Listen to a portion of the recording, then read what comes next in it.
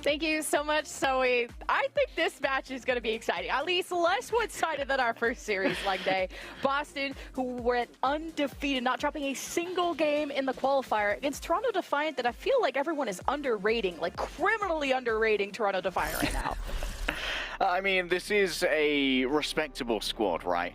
Toronto Defiant got some pre-existing synergy, as Americans know, was Redbird Esports, and obviously they also gathered up a bunch of information from a bunch of other OWL teams and came together as one. But we're talking about a dynasty of tanks here in particular. Kalush versus Smurf, both head disciples in the Church of Krusty, where Krusty imparts his knowledge onto tanks, and both of these have been respective leaders of their teams. We saw Boston Uprising first, their first ever showing in 2023 here on Antarctic Peninsula, and I was incredibly surprised by the efficacy of the dives from this team that had only just come together. But evidently, one of the gems in the Korean Infinity Gauntlet is the gem of communication, because when Lee Jae-gon, Smurf, and Decay decide on a target, it's a 3v1 in a nanosecond. It was nice to hear from the interviews from Boston Uprising, like, who is the leader on this team? And they actually said it was Decay, because he's just so friendly and gets along with everyone and rallies the team together. So look at how Boston are the favorites here, but Toronto Defiant, serious star power. They have this interchangeable tracer role between Speedily and Hydron. We roll on to sub-level against Dive-E-Dive, where Smurf may sometimes play the Doomfist, but it's mostly on Icebreaker, and he's one of the very few, if not the only tank playing Doomfist these days.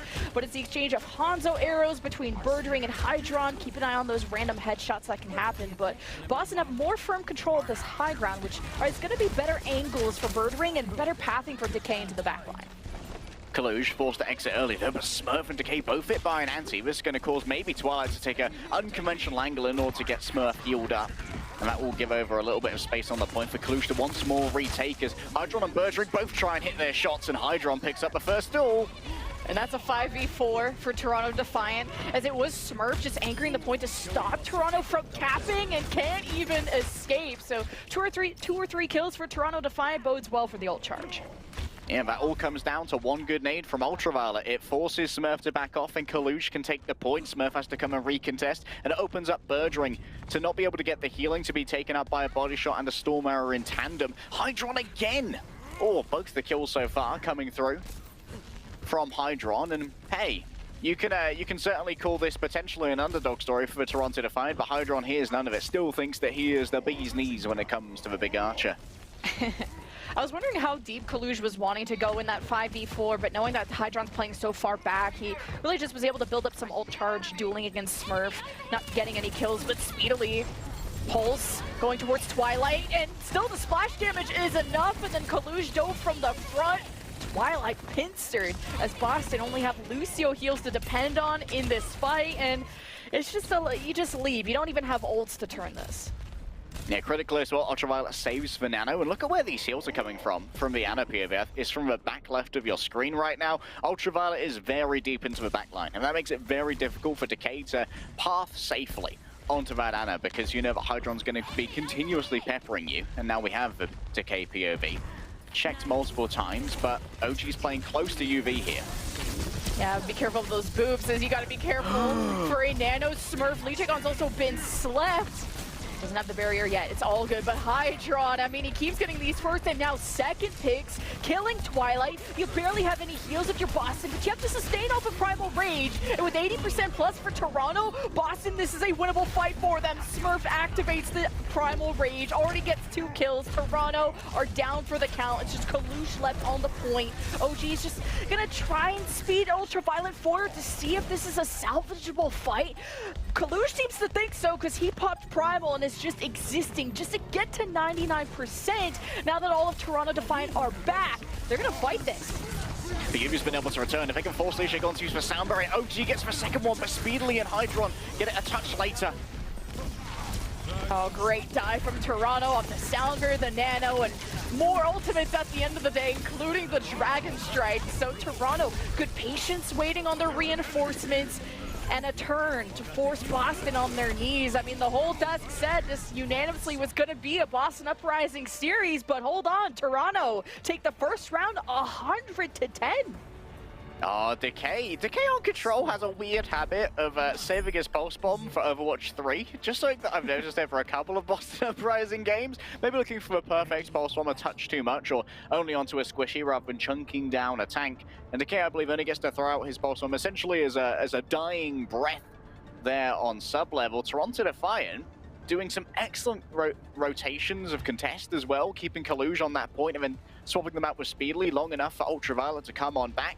Boston Uprising have not been able to piece together some of the more precise dives that I was lauding heading into this. But here, on the lab, Slammin, this is where Boston Uprising are at their best when it comes to the Ligier, Gon, Smurf, and Decay getting onto a singular target. It's a much smaller area of combat, and that means that Smurf can reach these squishy targets a lot more easily, but the same can be said of Toronto Defiant as well, who admittedly have a much more defensively orientated Lucio. OG's much more about healing for Ultraviolet, it seems, compared to Ligier, Gon, who likes to go fast. And Smurf usually plays Doomfist around these maps, and he even said in an interview that he finds Doomfist having more survivability than Winston at times, and maybe I'm right on that one too, because he's the first to die. Boston's DPS, though, did the work. They even find Kaluj before he finds the pack. And Boston, even though they lost Smurf early, the DPS pulled their weight, and they get the point first.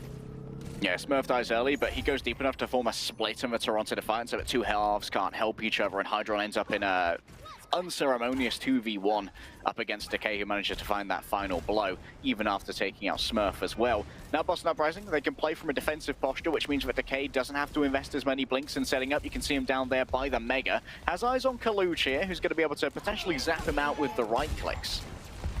Having this high ground is nice. Throw these nades. Twilight just hoping the team takes more damage. She can build up towards this Nano. Gets the anti onto Kaluj, will force him back. More time, but Decay will trade 1-to-1 after the pulse, but he gets caught out by a headshot from Hydron. It's 4v4. Boston can play this slow. It's really Toronto whose hand has to be forced. Hydron low, and it's both teams maybe just building up towards Nano. Yeah, this is the thing about losing your tank when you're trying to attack into this point, claiming the space. So difficult. How is Birdring taken out there? There's no Ana assist. Where was the healing? That just playing out in the open, just, you don't reposition in time, if you don't get the healing in time. That's how these quick picks, these mistakes can turn into a complete fight turn for Toronto, who didn't have to really invest any ults. I gotta tell you, I think Hydra might be one of the most underrated Cassidys in the league at the moment. Just hitting the triple tap. Wait, he misses so many in a row here. Oh, okay. That's it. That's where the actual kill comes through. The 2-tap with a headshot on the body. Lovely stuff from Hydron. I thought that maybe he got a random shot onto Birdring, who was already super low, but Ligier Gon caused a bit of a panic by catching a nade, and maybe that distracts Twilight for long enough to get those shots woven through. Nano to Birdring versus the Nano onto Kaluj, so can Birdring deliver the kills? Boston are one of the few teams that love to nano their Cassidy. Hydron, Deadeye, not channeled for long enough. Birdring had him on lock, and Boston flip over the fight back their way. Back and forth, back for Lemon. Twilight falling back though. That should have been an opening, but speedily getting staggered does mean that Twilight's going to have plenty of time to be shepherded back by Ligier Gon. As you can see, the attempted collection here by the Lucio Uber. Toronto Defiant, what are they going to do when it comes to the Primal here? Kaluj can maybe try and disrupt Twilight, but remember, you've got to try and force out that sleep dart from Twilight first in order to actually get value from the Winston Primal. Otherwise, it's an easy sleep target. Ooh. There's the dive from Smurf, has the Primal, activates it. You got the anti from Twilight that hit a few from Toronto. Forces out the sound bear from OG that was unable to save Ultraviolet during the Smurf dive. Confirm that. Boston 5v4, 90% and growing, and they have leftover ultimates. Ligier Gon hasn't even been forced to use the barrier yet. Toronto, how do they salvage this? Someone has to touch. Speedily is there. Up next is Kaluj. He has the Primal. He has to make the space. As Toronto hope to take control of the high ground. That's already a great headshot onto Decay. Toronto have made the space, and Boston don't seem too eager to invest in this fight, although Smurf is hanging around and denying the cap for now. He even dives on in, and I don't think Boston were on the same page. That was a beautiful boop as well from OG. Midway through the dive, Smurf is sent back into the pits of the point to fight with Hydron and Kaluj. Still, I've got to call out Smurf there for an excellent Primal Rage. Actually extends the cast of OG Sound Barrier, not letting him hit the floor, and that's how Ultraviolet died before the Sound Barrier could reach him. Great control from Smurf, but still, Boston Uprising now have to try and leverage their 4-ult advantage in order to retake this point. And to do that, they're once again forcing Toronto Defiant into these back spaces so Bertrand can maybe get more value out of a Deadeye on a penned-up team. Toronto still have the point, but speedily taking pressure as Kalush had to fall back, but his presence on the point summoned again as he has the Primal and the Nano. Kalush is gonna die, forces out the barrier of Lee Jae Gong, who keeps Boston Uprising kicking, including putting Kalush to bed. The Deadeye from Bird Ring is maybe enough, not enough burst damage as Kalush is feels like the only one remaining until Speedily recalls around the point, but Kalush comes back to support Speedily. Hydron will be back on the Sojourn as it's 4v3 in favor of Toronto. Bodies are hitting the floor. Only 2 remain from Boston, and a 99-99 situation. They even managed to get the flip as Toronto will force him back. The skull on Kalush was a lie.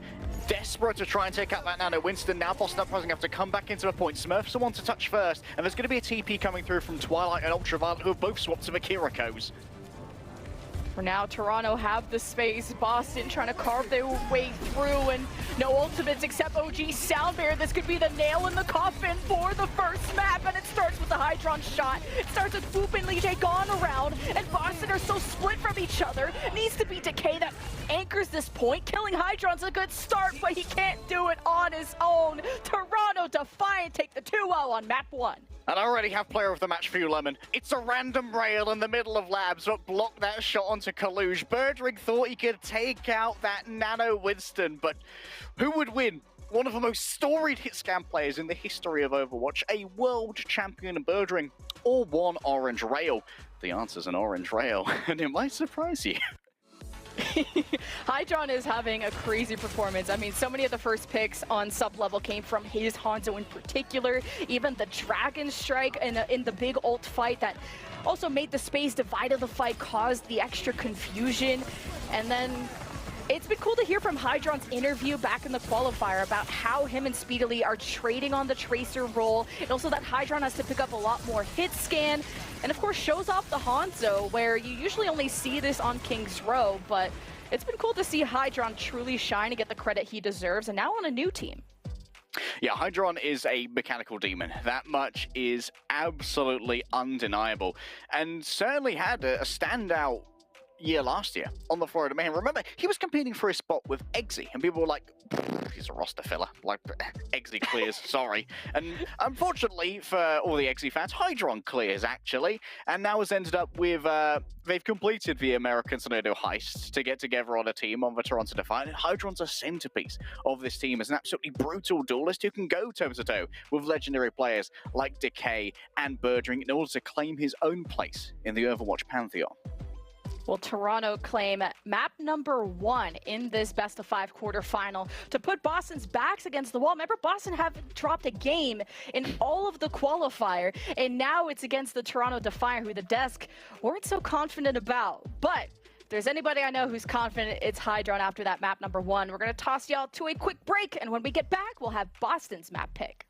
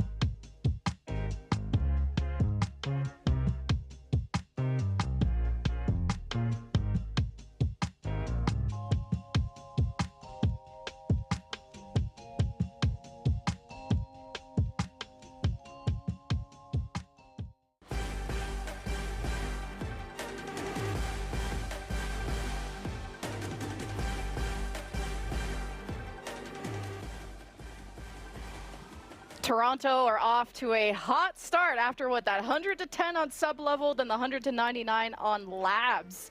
That's also Boston Uprising's first game loss, first map loss this entire Pro-Am. And what that means is that they get their first map pick. And the response to it from Toronto is going to be to bring in Sir Marjed here, which we all know that means double flex support. Sir Marjed is a, let's say he's a unique character, only really rivaled by Lige Gon when it comes to their tracerification of supports in many ways. And Sir Marjed finally has the proper character on which to do it. Kiriko is a fantastic character to try and leverage these wacky angles that you can try and take as a tracer, but also as a Kiriko, because you can TP out essentially for free. You can play it a lot more like a Sombra and try and leverage the ability to take two-person off angles of Tracer Kiriko and have a little bit more pocket on the Tracer, or just to try and get some early resources out of a comp like a Winston jump, or potentially something a lot more like an Immortality field if you hit a well-placed headshot. Hollywood is our map playerman. First time that Boston have been able to choose, and well, this is going to be a new look for them. We haven't seen them on this map yet. And when it comes to Toronto kind of incorporating their bench players like Sir Marjed, I mean, he has a very similar hero pool to Ultraviolet, but Ultraviolet much more known for his Ana.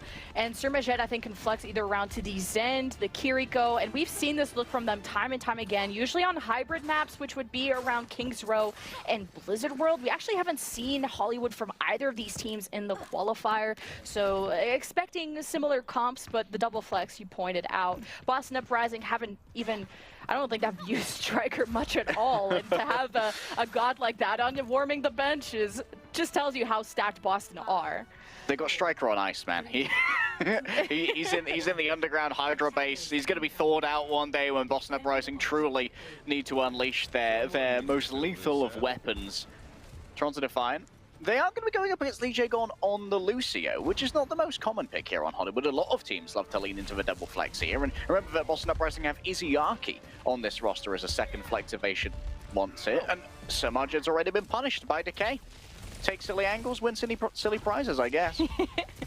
Yeah, I mean, the support lineups tell you also the style of dive that's going to be played. You know, that off angle with Sir Marjed and Hydron that can kind of force confusion, disruption from Boston having to look many places at once. Now you have a Lucio with Lige Gon and Smurf, so you can kind of follow up with that, even help the rotations from Bird Ring and Decay to get set up a lot faster.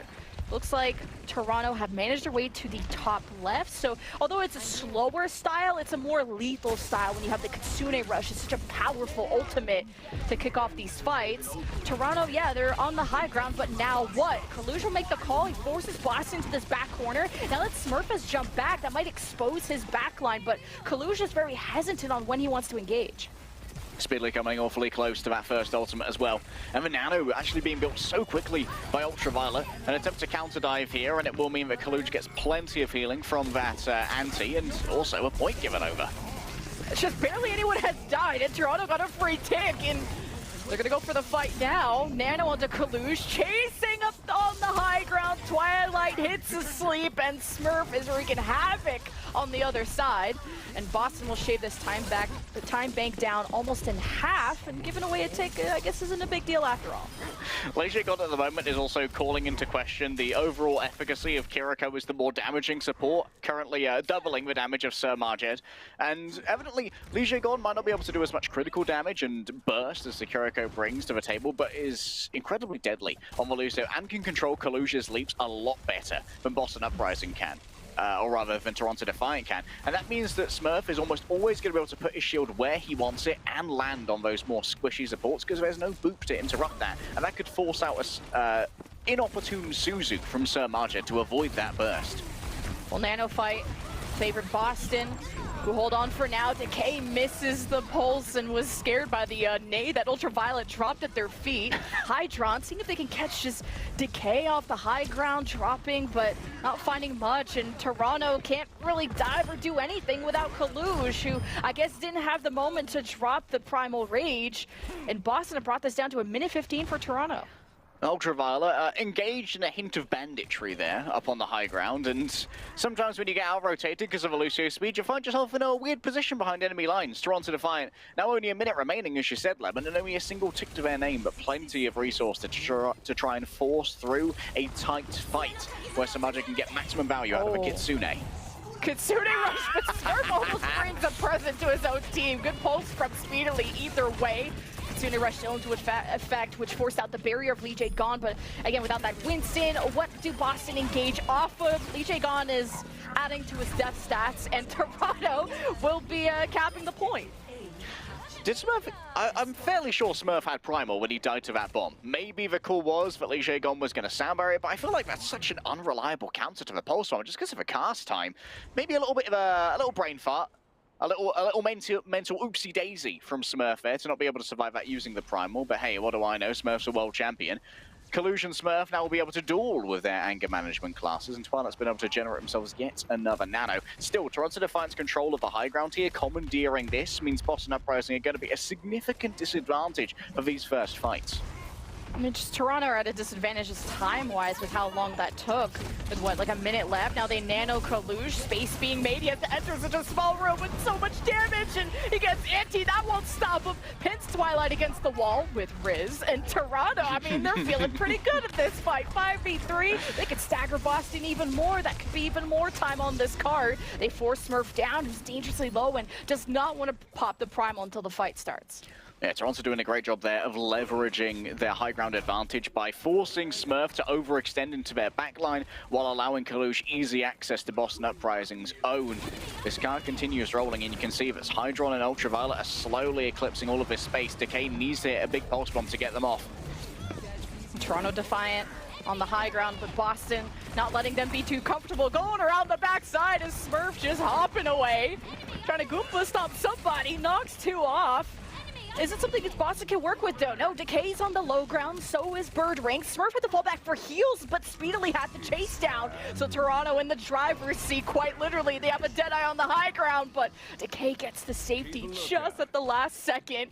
Free space, you know, zoning ult, that's pretty nice. 3 meters away from capping. Deadeye from Bird Ring from the low ground, but Toronto are stuffing them at the chokes. And the Kitsune rush from Sir Majed is just the cherry on top. A pretty smooth sailing ride for Toronto through point B.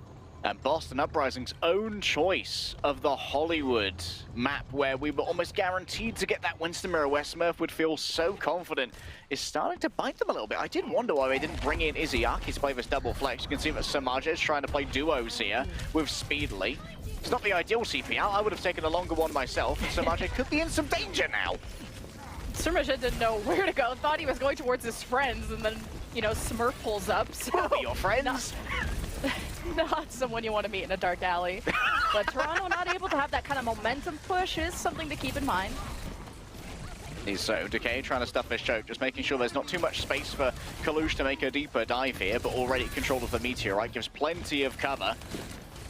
And it does allow for Samaja to start building up towards that Kitsune rush again.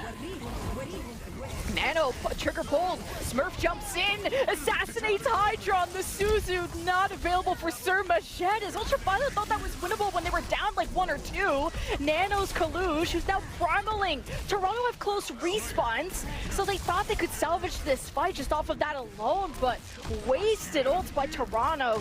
Really don't get much done at all besides a kill on Bird Ring. That's the kind of set play you only get from a team that's had as much experience together, though, like Toronto Defiant. Kalush pops the Primal, it gets everyone flying through the air, and that makes skeet shooting easy for Hydron with the quick flick onto the Widowmaker, and then instantly returning to the Cassidy after finding that pick. And it has meant that Boston Uprising now have to give up a huge amount of space. Decay lurking around the side. Remember, he will have access to that Mega, but if he isn't careful here, might have his recall forced too early, and then can't make an optimal path for the Pulse Bomb, and will likely have to go for Kalush instead. At least speedily, that initial pressure got them some space. They're heading towards the end of point C, where Boston are just going to hold out on the outside portion of the map. Toronto take angles towards the left door. That's where Sir Majed can get some picks, but it's speedily that kicks things off. But Decay, mirror image on the other side, even Decay with a 2K, and Boston are ahead by 2. Toronto Defiant just played that so patiently, but it's Boston that took the initiative and really got more success out of their dive. The Copium's take right now is that Toronto Defiant in that fight did manage to get a significant amount of cart push, and that might turn out to be incredibly important if they don't end up finishing this particular map. Already Speedily getting a touch more movement on the cart. Ooh, that was a unbin snipe from Kaluj. The right click takes out Lige gone. Unbelievable. Well, Collusion Speedily, it's overtime, so somebody has to stay on the cart. Smurf gets a trade on the Hydron, so it's 1-1, but keep in mind, Boston have closer respawns. Birdring has the Deadeye if he wants to punish someone out of position. Toronto just anchoring the cart. Ultraviolet will have the Nano. Once they do want to engage, Kalush has to get it, and he gets it just to survive through the Deadeye. He knew his bubble's about to burst. Toronto have to jump in and do something because Boston are in complete control of this map. Hydron's on the Widow and got no space to get anything done, and Toronto failed to complete the map. They do fail to complete, but at least there was a little bit of distance here. Now we get to see why Boston picked Hollywood. What are they cooking up on their attack here with Felucio? It appears that, kind of like how Florida Mayhem were playing earlier, they are leaning into their expertise of the Winston comp, generating a lot of opportunities to try and confound the enemy Winston with things like whip shots, and in Lige Gon's case, boops as well, as being able to ferry Twilight around a lot faster to react to the space that Toronto Defiant get to take with the larger amount of threat that the Kiriko provides in tandem with the Ana. Now Toronto Defiant, though, on the defense, it is going to be fairly difficult for Smurf to get easily onto the back line, because Majid and Ultraviolet can play very split here and support each other if one of them comes under pressure. And this is the moment where Decay gets a 2K when Speedily started off that pulse, but right in the middle of them, Decay hunts down, and Smurf was by his side his whole time. And I think the issue with Toronto's dive in that case is that Speedily and Kaluj had to stay on the cart because of overtime. Then Hydron got first picked, had to come back on the Widow, which means no cart presence. And Boston were able to just, like I said, control and manipulate the entire part of Point C. I'm excited to see Kaluj's Diva here. Kaluj, legendary Diva, legendary Sigma. Yes, his Winston's very good, definitely Overwatch League level, but if I was going to characterize Kaluj's best heroes, it would be the classical off-tanks. Zaya, Diva, Sigma. Those are where Kaluj really shines, and the Diva in particular is fantastic at controlling Smurf on the Winston, who's actually leapt back. I wonder if this is, yes, here we go. Quick swap from Smurf. Where are they moving over to? The Doomfist. A lot harder for the Diva to try and counter here, as well as more easily controllable, because you can't DM those fists, Lemon. And Kaluj was very good on the Diva, specifically when he was with the San Francisco Shock as kind of this anchor player who just played through the cart and then kind of depended on Proper to get all the work done. And this is an anti-dive measure that we saw even in our previous series. So Smurfing on the Doomfist, you use that power block as soon as the micro missiles come out, but Diva should be able to get the chase down. As long as Speedily helps out, Smurf could be in trouble. But for now, Boston start pressuring. They have the power block out. Smurf has to jump back. And he even said in an interview that he finds Doomfist to have more survivability at times than the Winston. He's very comfortable on this. Hold up, Hydron's gone up top, and that forces out a recall here. Yes, there's going to be a position on the cart, and Decay is, rather Birdring is in major need of healing. Still, Boston Uprising don't have too much position on the point at the moment, and Twilight's going to be caught in this small room, which could mean Kaluj could go for a big dive on him. Really, Decay and Smurf are forcing really good rotations. Toronto are now on the high ground. It's just been this cat and mouse game, but Boston just got so desperate to actually kill something that they kept going in despite falling back for heals. And that's the mistake that Smurf made. And Boston spent so much time chasing people around that they almost have half a time bank left. Kaluj is doing a really good job of eating up anti-grenades as well. Like, Twilight has to set up these fights when you're up against so much healing by hitting a good anti-nade. And the fact is, Toronto Defiant have multiple layers of mitigating those. If it manages to get through the Kaluj defense matrix, then Samajic can cleanse it afterwards. That means Twilight has to try and force out some of these utilities early by using the sleep doll almost as a bait before the anti comes in. Toronto are so good at just running away, which sounds like a lame, cowardly thing to do, but against Boston's team, it's what you want to do, but can they keep doing it? Toronto actually fire back. They nano Hydron, Kitsune rush. Toronto waited for Boston to engage before chomping down. Boston have 90 seconds left to get any ticks at all, and the box of victories at the end of C. We could see Toronto going on match point. I called this the Korean Infinity Gauntlet that Boston had assembled, but we're looking like we're in the Toronto endgame right now. Hydron, a Deadeye, it could be easily interrupted, yes, by a punch that cannot be DM'd, so you've got to make sure that... What? There's no way! There is no way! I don't think he thought... I didn't think he thought there was a way either. A headshot. The fadeaway. Okay. Wasn't expecting Lee Jae-gon to be their win condition, but here we are. Boston, second tick, and there's a recontest from Kaluj around the corner. He's got two friends. He's got self-destruct too, so Kaluj can keep anchoring. He just gave up that second tick though, but Toronto wanted to deny the full cap. Kaluj needs to get healed back up. The Meteor Strike right on top of the Deadeye misses, and Smurf gets slept. Lee Jae-gon with the Sound Mirror to help reinforce Boston, but it's not easy. A two-man anti from Ultraviolet weakens Lee Jae-gon and Twilight, but as the bodies collapse, we have a 2 versus 2 on the point. Hydron Kaluj versus Decay Lee Jae-gon, and we only have 24 seconds left. Hydron was ferried over to a mega health pack, refreshed, restored, however, not with as many friends. Finally, a return comes through from Speedly, who's going to be tagging in to keep this cart contested for now, and Smurf has returned, but can't go too deep without that Meteor Strike. Bergering's Deadeye could be the be-all and end-all, but Speedly wants to end it himself. Alley-oop!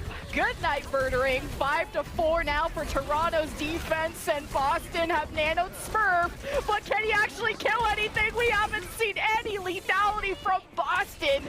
Hydron on another level as Toronto full hold. The Boston Uprising serve them up their second game loss, and they go to match point.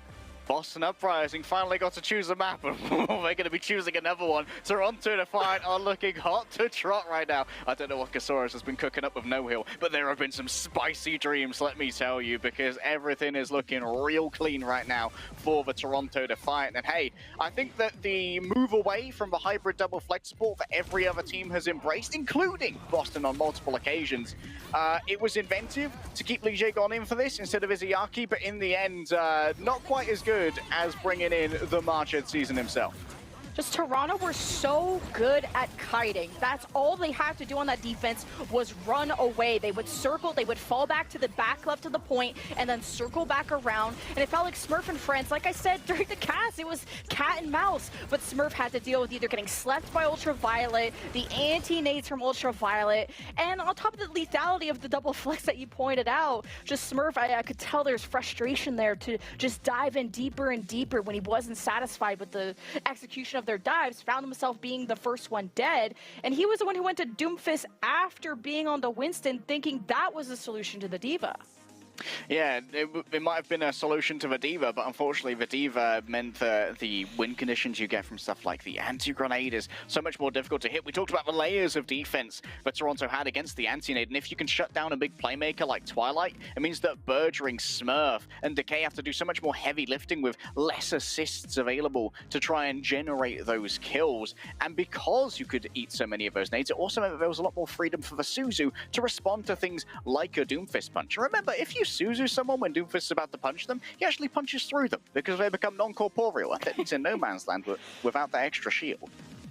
Science facts. But also a hurtful fact is that Toronto Defiant are on match point. Someone tell Necra and Danny that their brackets are in danger. They had Boston going all the way to the finals, and we might not even see them in the semis. After this break, we'll find out where Boston want to go to next.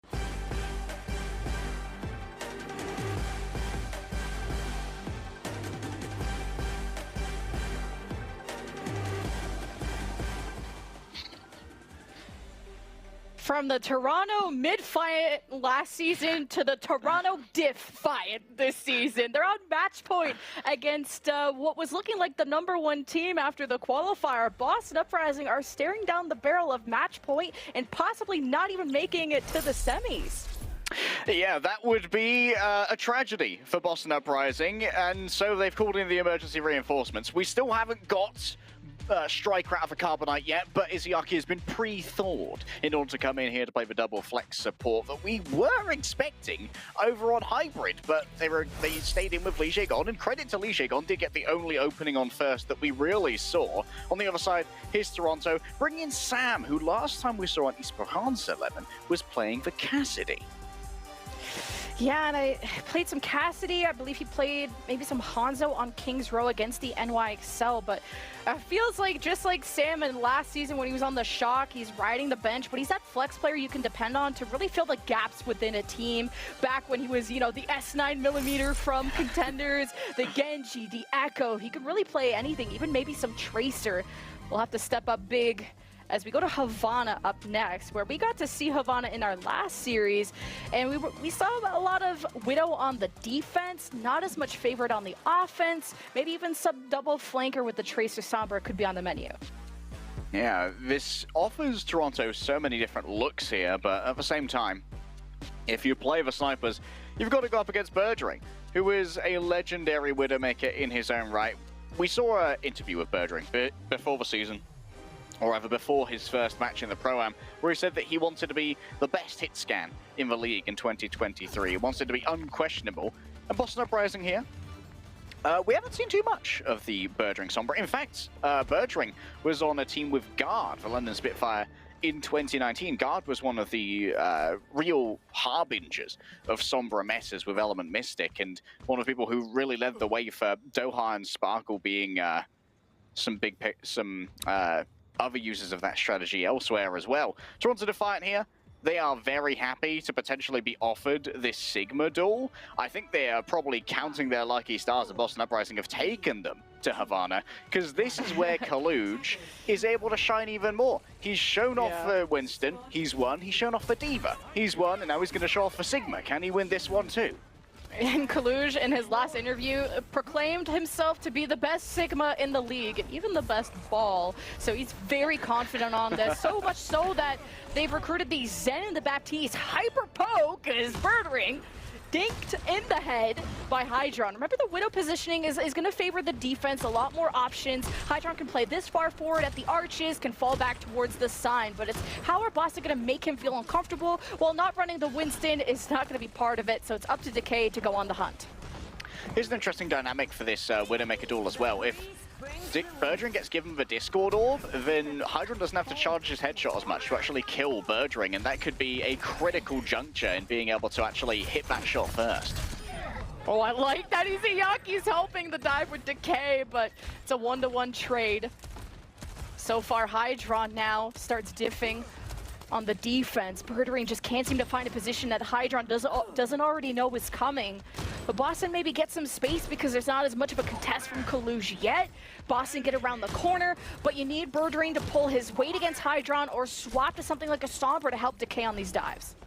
Yeah, 2-0 at the moment. Oh, Hydron unable to hit the headshot, but the Venom line does keep... Oh! He's something else, this kid. He's something else, Lemon. And Izayaki even got a frag before he was traded, but not having a lot of heals no one can hide if you're Toronto. As I think that's why they're playing at the back of their point, maybe relying on this Ant Matrix win condition. Kaluj playing at the back. Hydron barely misses that shot on the Twilight, which would have spelled disaster. There's not an Ant Matrix forced out yet, as Boston played this corner really smartly. Birdring only 60% of the way thus far towards the infra sites, and Sam on the secondary sniper gets 2 for himself. He did not see Sam coming from the other side. The ace Montes? The fact that Sam is up there on the defense is kind of wild. He's got himself a big smile. This is a great showing for Sam here. And remember that the synergy between the Sonic Arrow from Sam and obviously the Widowmaker who can use that information is a little bit better. Even if Decay can get some early pings, he and Izayaki deep in the back. It's an information game between these two Widowmakers, and then it comes down to mechanics, and Hydron's winning that one. I mean, Hydron has had sights, and now is 30% through another one. Birdring, still coming up to first sights, and still committed to this, and really it's about finding the right position. But Hydron dips Birdring again, kills Decay, and this is so difficult to dislodge a Widow from this position. The fact that Kaluj is up here is wild too. So it's almost like, yeah, Smurf can go toe-to-toe with Kaluj, but Decay needs more help to deal with this backline, and Toronto holds strong. Twilight decides, fine, I'll take out Hydron. Currently 3-0, by the way, for all of you keeping score at home. It's been inglorious. Birdring is just about to get his first infra sights, and Hydron is close to lapping him. Still 16% behind, and now we'll have to play a lot more sheepishly as Birdring can see through all the walls. There are no secrets here for the Toronto Defiant. I mean, from being full held on Havana to staring down the sideline of that. Boston have 24 seconds left, and they have to start this without their Kitsune rush. Izayaki gets headshot by Sam. Decay's all the way at the back, trying to path his way towards Hydron, but Hydron knows it's coming. He's marking it well. Smurf kicks things off for Boston. Gravitic Flux gets Ultraviolet low, but the Immortality comes out. Smurf gets picked before he could follow up with that damage. Boston now just have the Kitsune rush, but they got staggered from each other. It'll have to be Decay or so. Well, no more Decay. Never mind. It'll be up to It'll have to be Izayaki. It'll have to be anyone, Lemon. Oh, it's oh hell, for real? Do you want a slightly mean stat? All right, drop it. Birdring just Evil broke laugh. 1k damage. Currently at 1,017 damage. 0 limbs, 0 final blows, 5 deaths. It has been an absolute shutout of Birdring. He has not been able to load into the map. I'm pretty sure he's still on the black screen. He's on the old mechanical hard drive. He hasn't even picked a character yet. It was his brother playing with a Wii joypad instead of a mouse and keyboard. Whatever cope takes you on, Birdring did not exist on Havana. I think it's just Boston maybe feeling like they were so close to the Gravitic Flux, didn't want to go to the Winston, something that could have dove with Decay. Decay actually had the help of Izayaki at times, who was trying to go toe-to-toe with Sam and, you know, had these trades every now and then. But Izayaki got picked, crucially, in that final fight when they needed the Kitsune rush. And the fact that Toronto's snipers had the freedom that they did, you're watching Sam be behind the attacking team, killing 3 people before anyone from Boston could turn around. Decay is an incredible player, but he can't do it all. And Kaluch is gatekeeping so well. Like, Twilight had so much trouble actually maneuvering around the battlefield to be able to deliver a huge amount of the heals that were actually needed, and so Smurf had to do a lot of frontlining, couldn't help as much with those sniper duels, or like you said, checking those flanks when Sam decides, hey, the timing is now to go and take a look. Birdring, defensively, might be doing a little bit better here, but remember that Widowmakers operate off of confidence, and if I am Birdring, I'm feeling a little bit shaken. Definitely not stirred right now. Yeah, I mean, Toronto are a confidence-based team. You heard it from Kaluj in the interviews. I'm the best at this, I'm the best at that. Hydron likes to yap, and he looks confused when he's like, why is a Sigma up in my face? Usually you're not in range of a tank like that. The box of victory, what stands between the semifinals and Toronto Defiant, is at the end of A. And Boston, like you said, will have an easier time positionally with Birdring. On the left side, you see Decay creeping up, ready to maybe access someone like Sam. Could be an easy target, but sometimes he hits those headshots, and he's got a Zen right by him for the orbs, so Sam doesn't have to lose his positioning too much. Toronto lose Hydron again, and this is where Boston can try to shave off some time. Sam just can't find an opening, though. Perfection is demanded here, though, from Boston Uprising. There's not that much distance to play with, and there are no more mulligans, no more maps to try and win this one out. You can see Toronto Defiant have reallocated their resources now to try and force Decay out of this side position, and that's why Kalu's actually running up that side right now. Birdring catches a glimpse of Hydron and sends Smurf over to deal with that instead. Some space now for Toronto, making this within one fight territory for them to win the map. Boston are doing everything, having Smurf deny that progress, but losing Twilight's not ideal. And now Decay 2, it's 5 versus 3 for Toronto. Kalush gonna step up, he has the grab flux to Smurf, trying to play his life on the right, has Izayaki there. They're trying to stall for ultimates, and Birdring finally exposes Hydron, and he needs to go big and do more than just that. Toronto around the corner from the win, grab flux from Kalush, puts Smurf against the wall. He's got the nano though, so Smurf has survivability, but he barely has any teammates. He cannot remove himself from the cart, but off into the back is Decay harassing Ultraviolet, who recalls right in the middle of supports. Toronto are gonna need more kills than that, and Hydron continues to put Birdring back into the retirement home, as still 90 seconds left for Toronto and 1 meter away.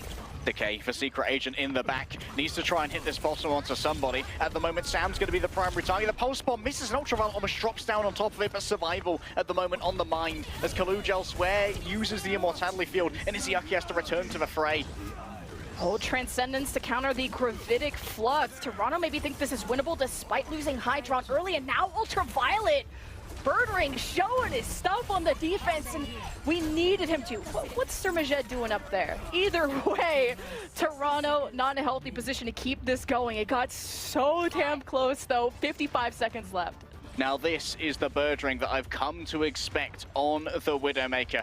A much more grandiose showing here on the defense, able to pre-prep these angles, gather the information from Decay. Izayaki still has the all-important Kitsune Rush, but Birdring has to be careful. Hydron has the sights, and remember that Sam can try and zone away this cart and maybe force this objective through using the Dragon Strike. The cart's moving.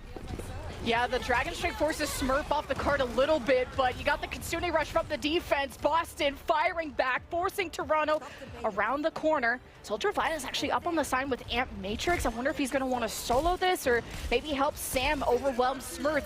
Either way, Toronto off to a good start. Amp Matrix down to the low ground, something Sam can use. Nano to Smurf for the sustain, the survivability to help Boston stay alive in the brackets. Sermajed is down, and Birdring headshot on the Hydron might have salvaged this. Sam forced out to the open because Decay is harassing them with Izayaki, and Toronto just could not cross the finish line at the end of the day. And it's the larger full hold that arises from Boston as they take a map. Izayaki's double there. Absolutely crucial. In the great defensive holds of fantasy history, you've heard of Helm's Deep. Well, here on Havana, that was Hymns Deep, and it was all about Izayaki getting that double, and also the zoning that occurred there using the nano on Smurf. Everyone had to hide away in the corner, away from the nano D20s, and that allowed Izayaki to find that flank, grab that double, and keep Boston alive here at our Pro-Am. And this was so crucial, it looked like Boston were just going to ignominiously drop from the tournament as one of our favorites. So many brackets had them winning, and they could have just crumpled, died, and whimpered before our eyes, but no, they raw lemon. Oh, even going up against a Kiriko in your face like that, that's a tough shot. And people sometimes forget that Hydron was known as a Widowmaker when he started in Contenders, and Hydron has been criminally underrated since his time on Florida, and then started to prove himself on the Sojourn as this top Sojourn player. And I think Birdring is just now in that conversation. Yes, he looked good in the qualifier, but Boston fans are looking at the scoreline like we're in danger. But they just barely, a game of inches, were able to salvage that Havana. We're gonna throw it to a break, and for once, Toronto Defiant will have the choice of map.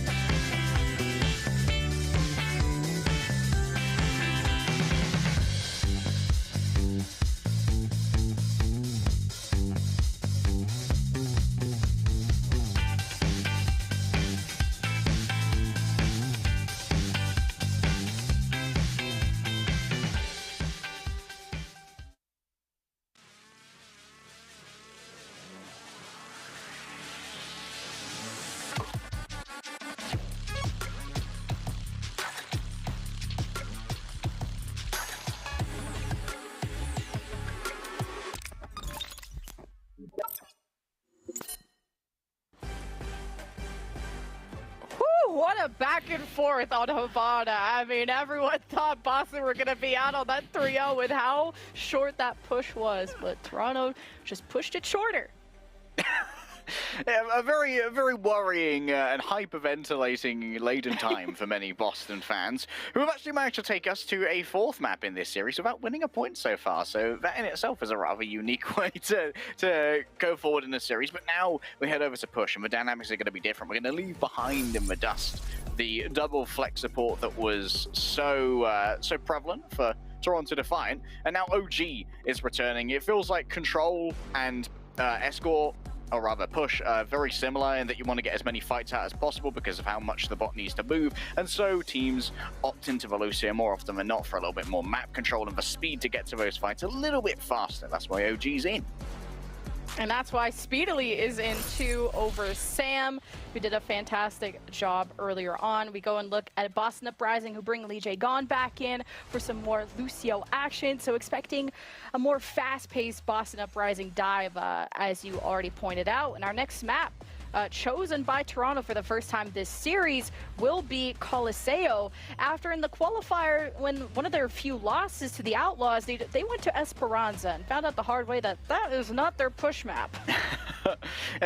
We're a little bit early yet, even with like a year of Overwatch League push map supremacy, to figure out what different styles are most accommodated by which different push maps. We've only got 3 in the pool, and it feels like Esperanza definitely does lean in towards the Winston. At the moment, Coliseo is a little bit of an experimenter's playground. A lot of teams like Winston here. Some even like to play the Ramatra, and a lot of it can be dictated by that long central corridor down which the bot must march in each direction to actually push the barricade, which can be a fairly adept place for long range like Hanzo, like Widowmaker. Speaking of which, here are your Widowmaker stats from Havana. And Bergering's elims and final blows, 100% of them occurred in the second round.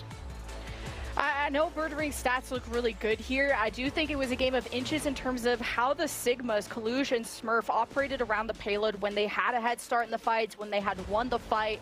Just a slight disengage from Toronto, aka Kaluge, probably gave a lot more push to Boston, you know, just by a few meters, which could be the difference maker or what caused Havana to go Boston's way. So keep an eye on how this matchup continues, where even Hydron back on Antarctic, I would say, had the diff on Bergering when it comes to Hanzo. But Coliseo, last time we saw just Toronto in general, it was off the Sam Speedily duo around kind of this Tracer Cassidy dive. But like I said, Sam's not in the lineup.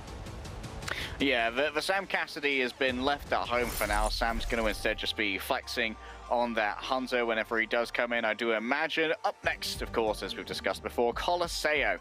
And I feel like Toronto have been able to do a lot off of allowing Kaluge to play his pocket picks. Strangely, actually, the Smurf managed to get one over him on the Sigma. Like we've heard before from Kaluge, he's confident he's the best Sigma in the league, and it certainly seemed that way on the defense.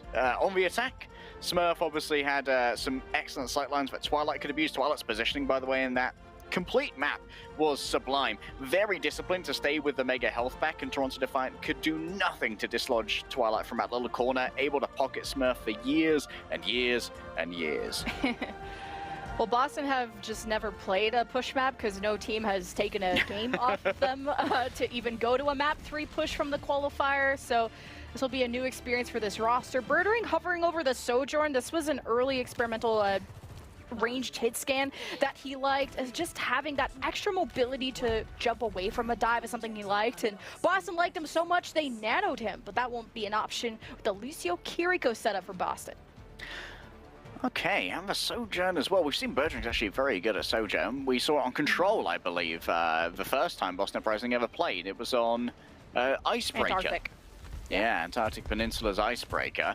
Hydron here on something I expect a lot more of. The Hanzo, the ability to climb over the glass on either side. I'm sure Spieler was very happy about. And Bergering, the first pick. Well, off of that early dive and maybe some ranged zaps from Kaluge, either way. Boston just fall back to their high ground, and this gives maybe a chance for Speedily get into position either under the bridge or really just already this pillars push gives Speedily the freedom to either pose left or right to find his way towards Lijiang or Twilight. Check out the spacing as well from Hydra and Ultraviolet, just making sure they're not in the same Winston cleave if Smurf wants to dive one of them. That's a well-placed rail from Bertring, though, takes out OG, and now the Ultraviolet is essentially defenseless bar any damage to burn through. But when Bertring gets to play the game, he's pretty good.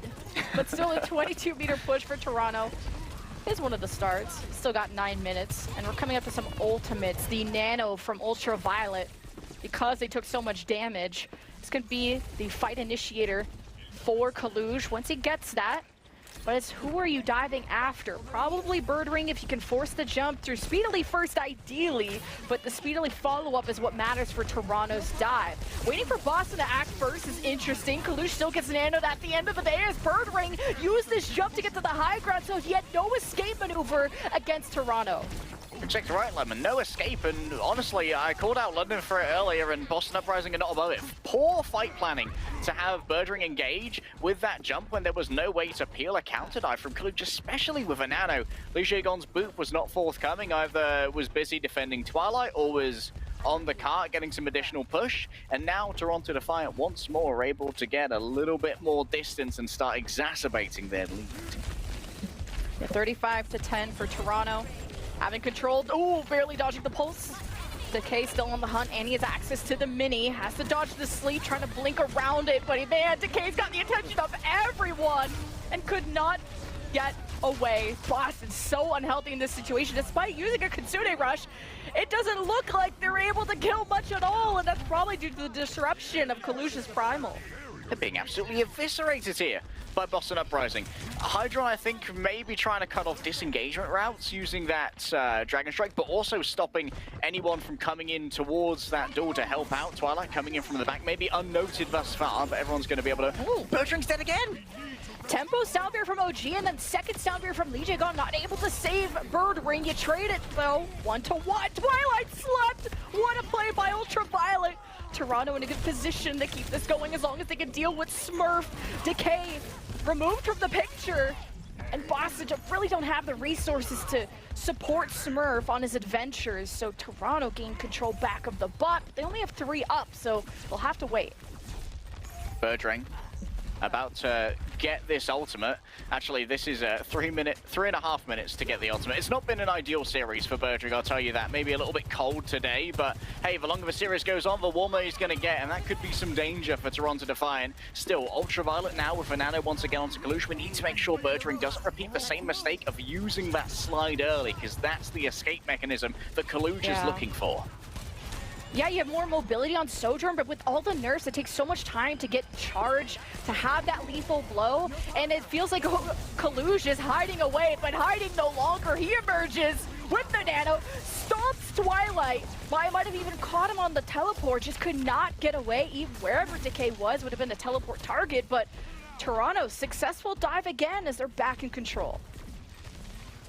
Smurf, still yet to die though, is able to pick up the Mega and continue to troll this bot and deny further progress from Toronto Defiant. Still, only 10 meters for Boston Uprising with half of our time here in the 10-minute push map already gone. Bertring still looking for an opening, but remember, Toronto Defiant, they can simply scatter to the 4 winds and use these pillars for cover. This is not the ideal place for an overclock. Oh, he's getting pressured back by Kaluj. Bertring jumps into the line of fire. Kaluj chases him down, but Decay gets the finish onto Ultraviolet, and there's no supports for Toronto Defiant, so they won't be able to momentum push this past the 51 meters yet. And Boston, though, they used some important ultimates to get this done, mainly the Kitsune Rush. And as the dust clears, somehow Boston don't clean up the fight that I thought they were going to win. Yeah, Decay forced a recall, didn't have the health to continue the battle, then Hydron catches him out elsewhere. Bertring's finally swapped away from the Sojourn onto the Cassidy. Much more consistent damage, but also less escapability. However, you can still get that roll damage reduction, which is important for making sure Kaluj can't tear through you as one of those squishy little heroes. For now, though, we have Kaluj just playing roadblock, waiting for Boston Uprising to have to use some resources to move forward. That's a big ante.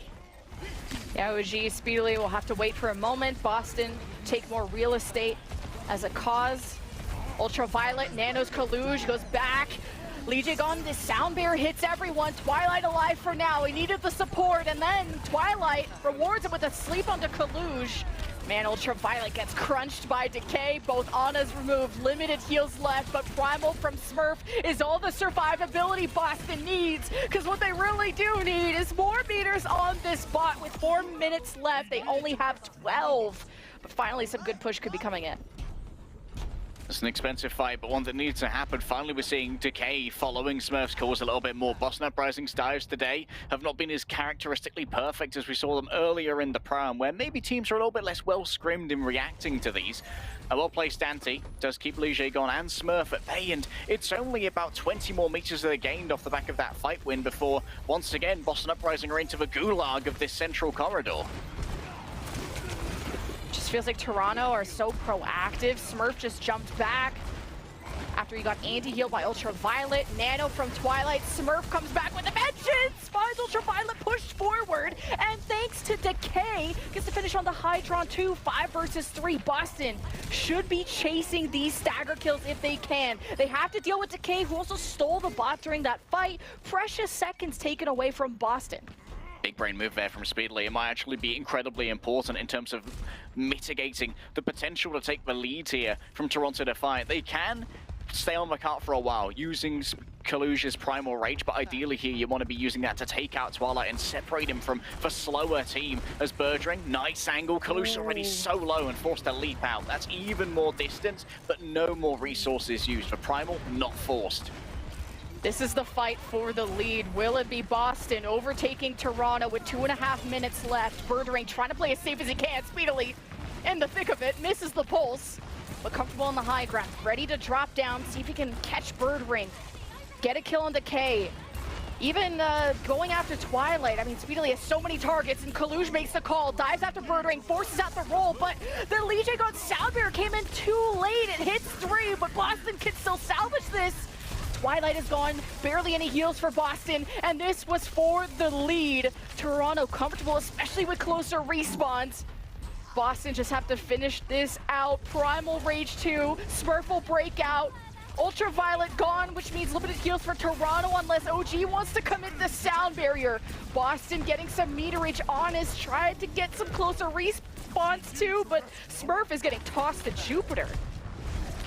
Yeah, Smurf very much zoned out of this, and still Boston Uprising had denied that lead.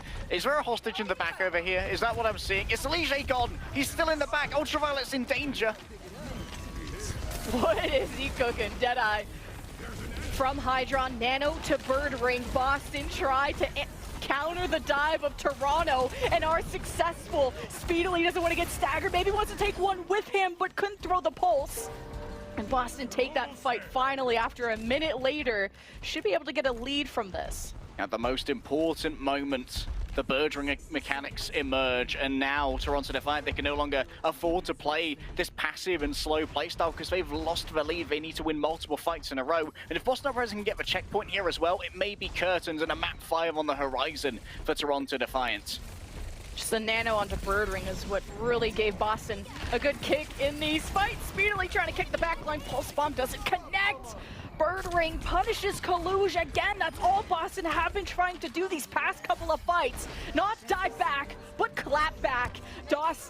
Toronto Defiant, Toston, I guess, tossed that one as they're now Boston up 66-51. Decay's position, super important here. Every single meter counts when we're going to be looking at maybe an overtime comeback for Toronto Defiant. If they can even win this fight, it's going to be a Nano going up against a Deadeye. Birdring can zone anyone away from that bot during overtime using it. And Boston Uprising actually just got a little bit of push beyond the checkpoint and then backed off to play from behind using this high ground. But Toronto are in a safer position playing around this pillar side. I guess not if OG gets caught by the Deadeye. Overtime, and Boston are up by 1, hoping to send us into a Game 5 and reverse sweep territory after things started off ugly. But it ends in good fashion. Boston take Coliseo and send us to Game 5. What a smart macro plan there from Boston. Just getting that little bit of push beyond the checkpoint, knowing that, hey, if they've got to stop for the butt scratch, that's another fight that we can get if only we get a little bit more of a lead here. And then we don't have to fight from a slow ground where the bot is. That'd be silly. We can fight wherever we want. We can utilize our own high ground and just catch them in the corridor gulag, as I called it before, where they can't access our supports. Twilight, again, is absolutely free for this fight, and it's a hallmark of where Boston are winning, that they can design a fight where Twilight is unencumbered and unimpeded. It was the same on Havana, and that's how we end Colosseo too. And I think Boston changed their approach on their dives. They were always trying to be proactive, jumping in first, but with Collusion Friends staying on the high ground, they were able to just have easy access to Bird Ring and Twilight, which was their demise. Then you start nanoing Bird Ring, and you start waiting for Toronto to dive first instead of Smurf being proactive. And as Boston swapped to this more reactive style, they punished Collusion, they punished everyone, and it felt like Decay had more support when everyone wasn't all split up during the fight. So Boston adjusted their playstyle really well despite having many attempts and failing. They end up taking the 4th map. We called Toronto Defiant a team that thrives on confidence, and right now, for a newly crowned head coach in Casores, who had the assistant coach mantle on the San Francisco Shock during some of their wonder years for a while, learning under the tutelage of Krusty, this is where a head coach earns their salary. This is where the head coach needs to become a true leader and rally the troops who had jubilation, who were so close, unbelievably close, to 3-0ing the Boston Uprising on Havana, and then watching it slip through their fingers like sand in the wind. Now is where Casores earns his paycheck, by rallying Toronto Defiant back and finding a way to bring this back into Toronto's control on our 5th map. And 1 meter on Havana is what separated Toronto from 3-0 Boston. Now we're looking at a game 5. It will be on Control. As usual, we'll see you on the other side of this break.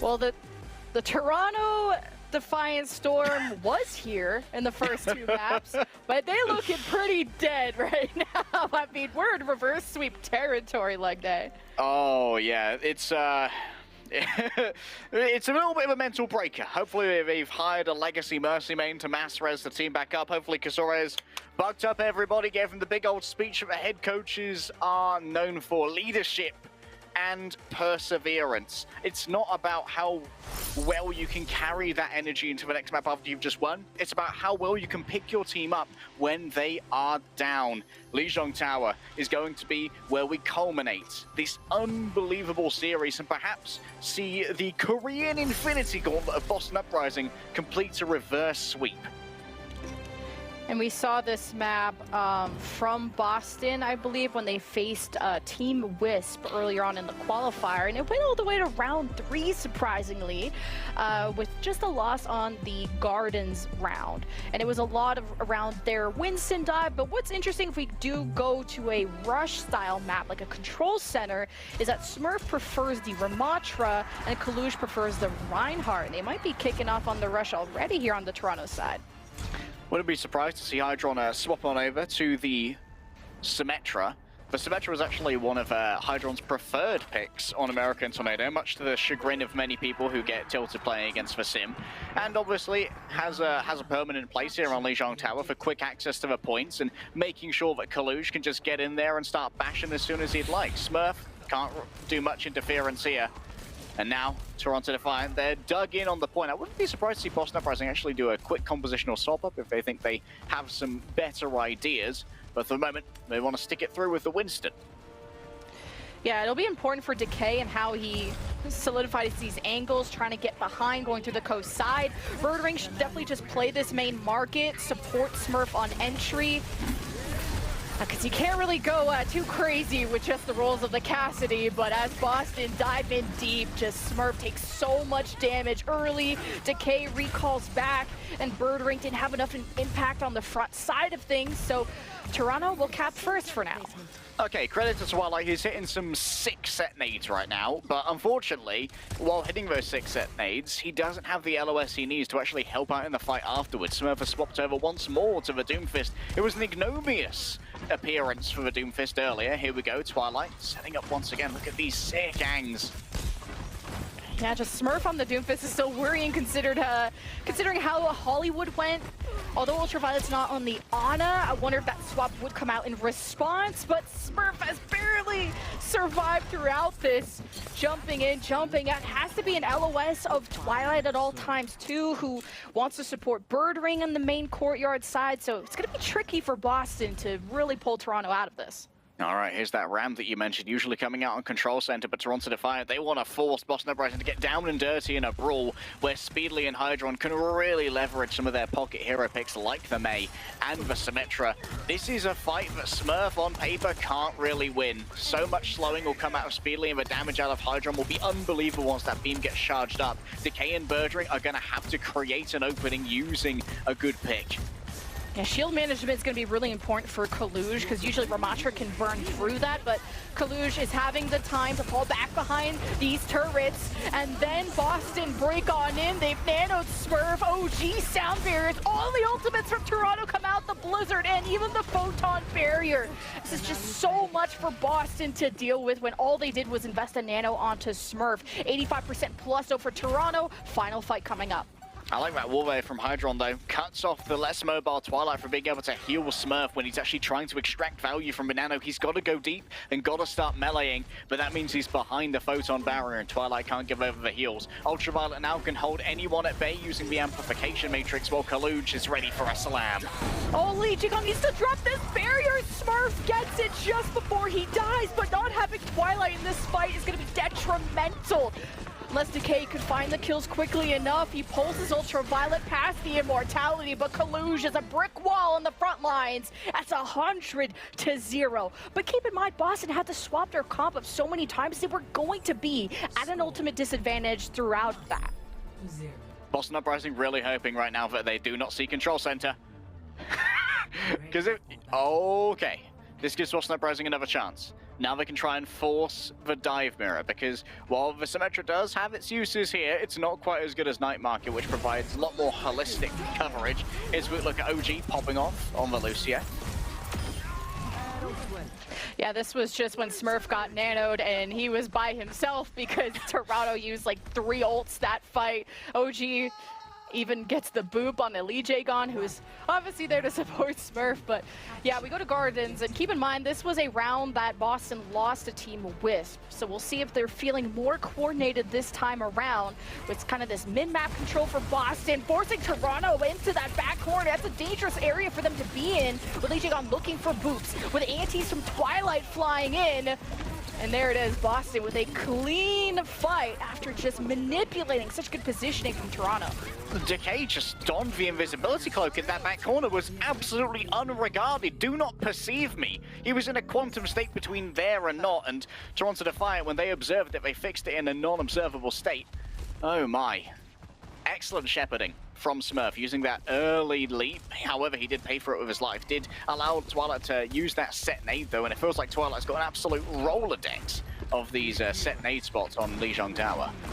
Well, going through White Room means Toronto's backline will be safer, but it is, the LOS can be difficult for Ultraviolet if Kalush goes past this mid wall on the point. So Toronto has forced Boston to hide over in Dojo, but Boston don't have pressure to fight. They're the ones in control of the point. Deadeye from Birdering 2, if he's in the middle of the map, can catch someone off guard speedily, drops off the pole, sacrifices his life for it. 5 Birdering is nano. This is all to punish Kalush, but he has the survivability of Ultraviolet's nano, but decides to fall away, not having enough reinforcements. 2-man anti from Twilight. Toronto hideaway. Kalush makes the space right back, speedily waves, recalls back, forces the Lee Jaegon sound barrier. Second from OG. Toronto need this fight. They've invested so much, but they're coordinating well and they're pulling through. Lee Jaegon doing a lot to try and hold the time there by getting an excellent boop onto Kalush. It also forces OG to hit the sound barrier in a fight that honestly shouldn't have required it. If you'd managed to hit the Anti and Nano Winston in tandem, that would have been a much easier fight, but Lee Jaegon kept that at bay, and that's why Toronto Defiant had to spend so much. Now though, Kalush, a well-placed Primal Rage. Remember that there's that big Koi Pond, which can make anybody instantly evaporate. That could be a critical factor. Remember that Toronto Defiant are very good at playing passively here, just like they did on Colosseo. Hydron steps up, wanting to burst that bubble. Having now nothing that stands in his path for this Deadeye, but wants to be also out of range, out of blink range of Decay. So staying as far back as he can, as Hydron's really smart with this, and he has his supports by his side if Decay shows himself. So point still for Toronto. Again, no pressure to fight if you're in control of the objective. Deadeye from Birdring as he steps up onto the point. The sleep on the Kalush. Is this Deadeye enough? But the Primal from Kalush keeps him up, punishes the DPS of Boston, but Kalush so much damage making that space. Toronto have now a 3 versus 2. Lee Jaegon is separated away from the rest of the team. Toronto group back on the objective, and they're okay for now. Still the dive core. I mean, Smurf doesn't use the Primal. Oh, that could be a critical mistake. A nano boosted speedily does so much damage and tears through the Gorilla, and Lee Jaegon then has no one to peel for him. Kalush is just the survivor of Deadeyes. I don't care how many skulls Birdring's got on his screen, Kalush simply refuses to be woken by them. And I think they definitely could have gone for a better timing on that wake up there. Allowing Kalush to get the Primal off, big mistake that Boston might pay for with their Pro-Am lives. Birdring nano goes for, gets the punish on the Kalush. 5 versus 4. Smurf can use the Primal, but he'll take all the space he needs and might want to keep those ultimates for another time, because 62 for Boston, and they're getting the flip. It's 99 to Toronto. And it's round point for this game 5. Toronto are around the corner. Toronto have maybe 1 or 2 fights to try and make this work, and they don't currently have the ultimates to do it. Only OG with the sound barrier, which is going to be mirrored by Lee Jaegon. Perhaps you can try and force out an Ajax here from Lee Jaegon by using a beating gauge if you can manage to find an angle. They didn't know, but now they do, and Decay's going to back off. Still with Pulsum in hand, though, so that's yet to be used. Yeah, Collusion, check that. Decay could have pulse bomb Ultraviolet, so gotta be careful of that. Barrier v barrier. OGs comes out second. In the back is Decay. Once his barrier is gone, he's looking for a pulse onto Ultraviolet to deny this nano onto Collusion. Well, you take the deny on the Deadeye instead. Decay is doing work, and the boops from OG come in, but it's still not enough to slow down this Tracer. Decay's looking for an assassination on Ultraviolet, and he gets it at 99-99. Boston will force round 3. What a smart engage from Lee Jae-gon, forcing out that counter barrier so there was nothing to stand in the way of Decay's pulse bomb, knowing, hey, if we engage with sound barrier and they see us move in, they're going to try and answer that, not only with a sound barrier, but with a Deadeye as well, because we're going to be moving into them, and that's when Deadeye is going to be its most effective. But if we can force that out and then wait it out, Decay can hit an easy pulse bomb and guarantee some value out of that ultimate.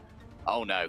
Decay has already swapped over onto the Mei. They are done with Toronto Defiant shenanigans. Somehow, after 4 brutal maps of dive versus dive, of random Doomfists and Divas eating Anti's lemon, it's gonna come down to a punch-up in a pub car park. I know Birdring is teleporting them forward, but we've seen Hydron stay on the Symmetra on Lijiang Tower before. Yeah, he's going to stick with it. Birdring goes back to the Cassidy.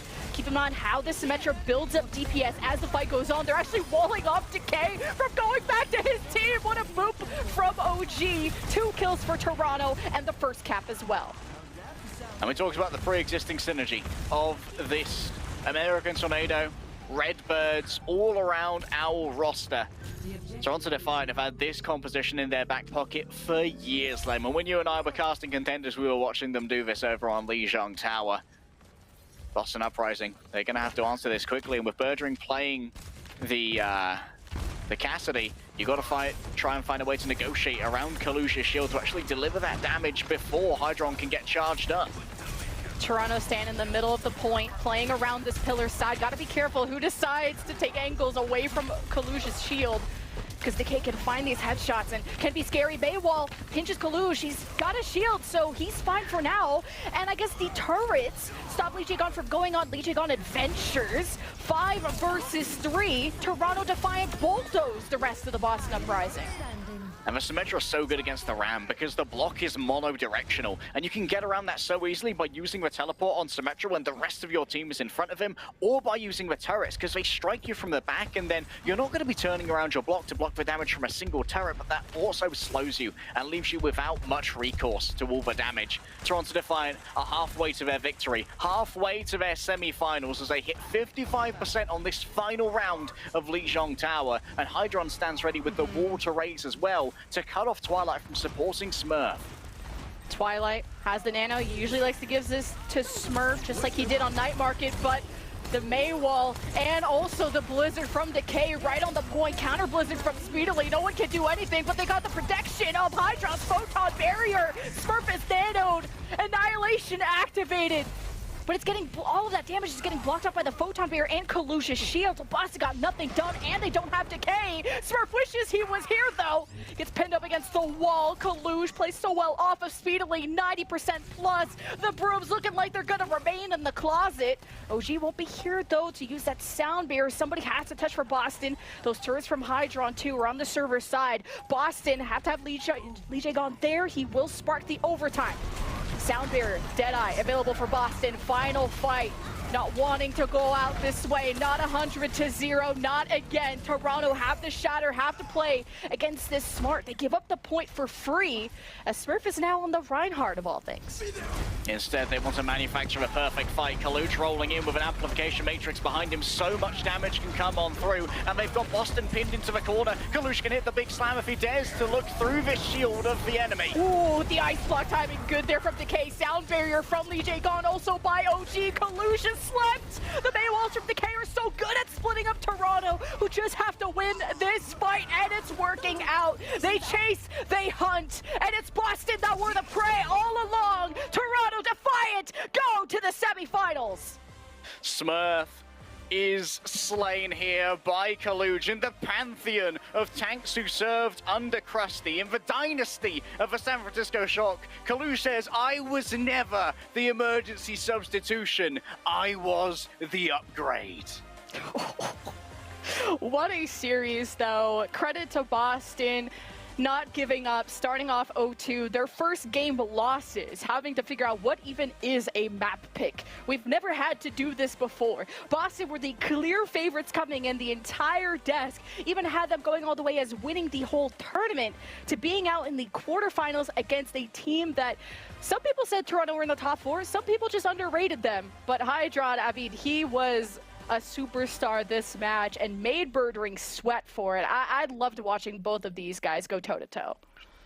Yeah, we're 2 matches into the Pro-Am bracket play now, and I think that 95% of the bracket predictions have probably been slain here.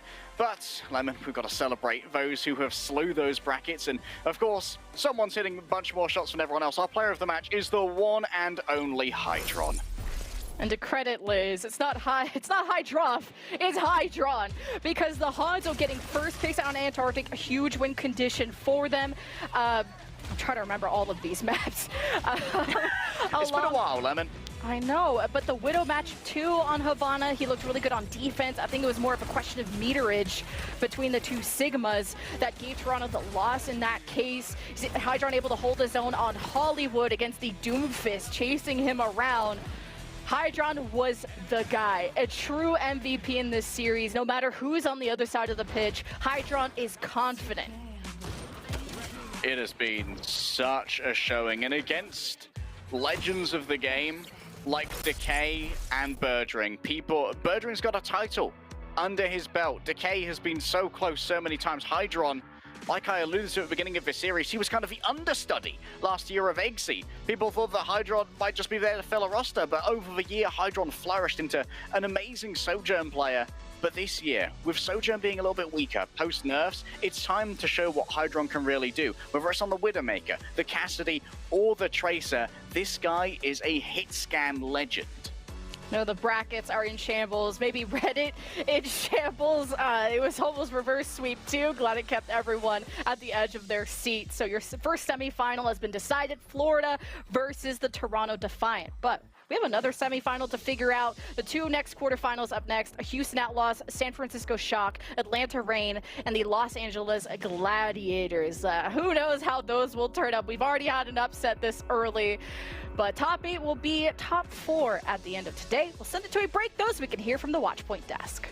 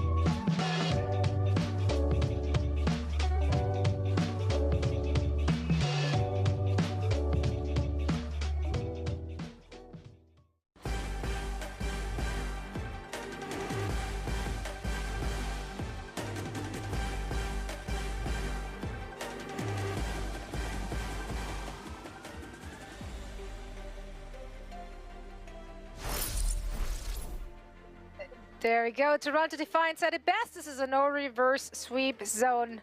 Down with the brooms, everyone. Down with them. Or just, you know, burn them. Burn them. They're not welcome here. Toronto Defiant holding strong. Boston did wake up, but it was a little too late. And unfortunately, despite some of their players' best efforts, they could not get it done. Toronto Defiant is taking that. And that is, I would say, an upset. You both called it, Naker and Danny. You did consider this going to be a very, very close match. But we did all have the Boston Uprising coming out on top. So let's talk about Toronto Defiant, power of friendship, and how they got it done in this one. I mean, I don't know what else there is to say. I feel like they gave us incredible examples of why teamwork really does make the dream work. But even then, it was about the fact that that teamwork allowed for individual players to have these incredible pop-off moments. Speedily has never looked better on the Tracer. Hydron, I think, has cemented himself as a player in contention for a DPS role star. After this series, having to go up against the veterancy of players like Birdring, constantly being able to get those 1v1s in the Widow versus Widow and being able to land all of those magnetic grenades. I don't know. I feel like this has just been a really great match for these players to just solidify themselves also as a top team to beat this season, Danny. Yeah, no, I definitely do agree with, with your take. And I also feel like, both of the teams made great adaptations. For Boston side, they were sort of struggling in the first two maps, but, after sort of slowing down their tempo, they were able to get in their groove. And for Toronto Defiant, going into the last map, Legion, I think them choosing the Ryan composition was a huge pick for them, and that sort of allowed them to get the win at the end as well. And the games have been super entertaining, but another thing which really entertained us was, of course, keeping our eyes on social media, because there are some banger tweets out there, all right? A lot of them did feature Hydron praises, and I mean, you can't help it. But some bangers made it onto that broadcast as well. Door, it's him, Dron. It's him, Dron. Did I get it is. Boys? I don't know. Hydron was just insane this whole series. He really was. That was absolutely nuts. Miss Liz had a good one as well, featuring Hydron. I mean, the guy's name is Hydron, not Hydroff. Clearly. Nice, Liz. Okay. Nice. Good one. Delightful. Yeah, there were a lot of great ones, and we actually do have Hydron himself joining us now for a post-match interview. Hydron, congratulations! You and the team made it into the semifinals. You were absolutely cracked this series. It was such a joy to watch you and the team pop off. But I do wonder, Boston Uprising, they looked really, really dominant during the group stages, and they were hailed as this, all-stars team. So what was your team's approach heading into this series? What was the game plan going up against the Boston Uprising? Nothing too crazy. All-star team, all of them want, chips, but they're all washed, right? So their time plan. Oh, he said it. Let's go. Out with the old and with the new. Oh. Well, I think that answers the question I was going to ask. I was going to ask you if you were scared at all having to go up against Birdring's Widowmaker. Not only did you kind of show that you had that confidence behind you in the match itself, but, what is it really about your team that you feel like allowed you guys to be successful, especially after Boston Uprising started to wake up on Havana? You mean bird poop?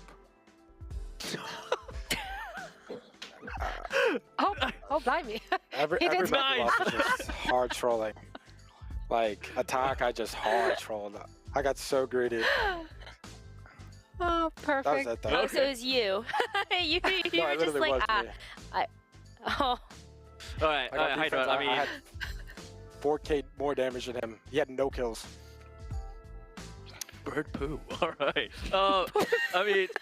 I mean, moving into the semifinals, you're gonna go up against your former team and former teammates, Florida Mayhem, and we actually talked to RuPaul and said that he actually wanted to play you guys as well. So, do you have anything you want to say to RuPaul and Florida Mayhem? Nothing. I really like those guys, and nothing bad to say about them. I think it's gonna be a really good match. All right. Well, we have something to look forward to. Thank you so much, Hydron, for bringing the spice. Thank you for all the action on the server. Can't wait to see more. And once again, congratulations. Cool. Thank you, guys. Thank you. That was Hydron, Himdron, Hydron, not off for sure. Wow. It's pretty. Did he just insult Birdrick?